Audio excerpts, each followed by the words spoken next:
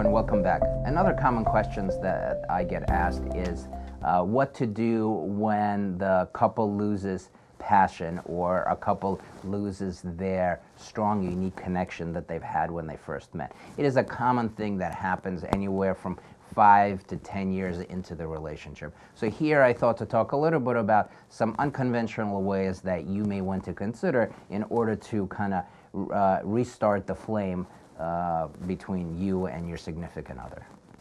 The traditional advice just to go out and just do something together is not specific enough really to get the individuals feeling that intimate bond again. So here I thought to suggest some less conventional ways how you can truly tap into that bond that you remember having when you first met.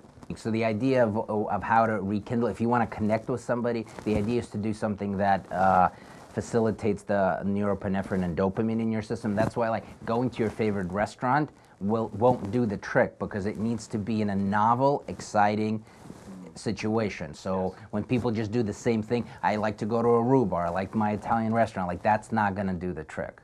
Or it's not going to, basically, love is when two people have norepinephrine and dopamine flowing in their system and they're in proximity. Like, from a neurobiological level, that's all that happens. Right? So when the way to continue having that flowing is having new exciting things. Because if that's not present, norepinephrine and dopamine stops flowing. When it stops flowing, then the connection loses. So that's why people turn to, like, drugs and alcohol, because drugs and alcohol potentiate dopamine, right? So then person falls in love and prioritizes a substance over an individual because it produces even higher intense feelings than love. So that's why people who do, like, as I said, heroin or whatever, an emotional relationship can't compete with the amount of intensity that creates by a drug. So that's kind of why it's kind of important. Like a little thing that most people don't know. So one thing to consider is finding what you personally find exhilarating and inviting your partner to experience that activity. Remember, the two most important things to this unconventional way to rekindling your love is that it's novel and exciting. Those are the two elements that you always want to consider when you're thinking about an activity with your significant other. So a common thing you could do is just basically make a list of the things that are interesting to you and share it with your partner, again, with the hope of inviting your partner to participate in something that's interesting to you. So and another common thing is to schedule an event where you can have a sense of anticipation. So again, that newness is the important element. So push yourself outside the comfort zone.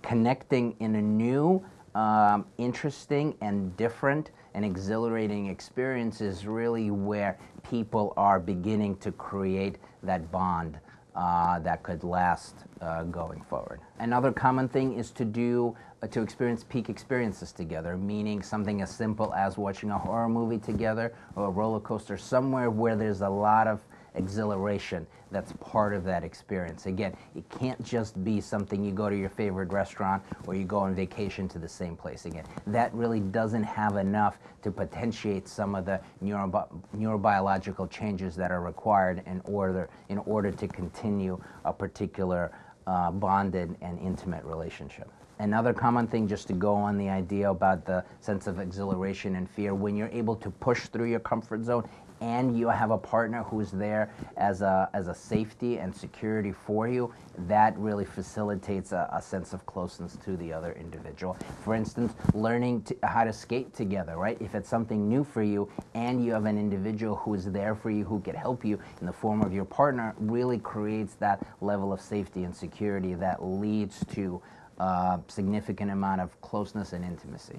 So another common thing, and this is true for people with kids or any nephews or nieces that they might have, is really going to their events together. Remember, again, joining into that feeling of pride and love that you have towards your kid in the presence of your significant other really facilitates the level of closeness that we're looking for. So that's just another way that you might want to consider when you're thinking about how to plan out your week or day with your significant other. remember, relationships are very exciting, but they also, as time goes on, require work. And I hope that a couple of things that I've mentioned in this video could actually help you maintain your romantic flame going forward. And having a deliberate plan is really the way to ensure to move forward with some of the things that I've discussed in this video.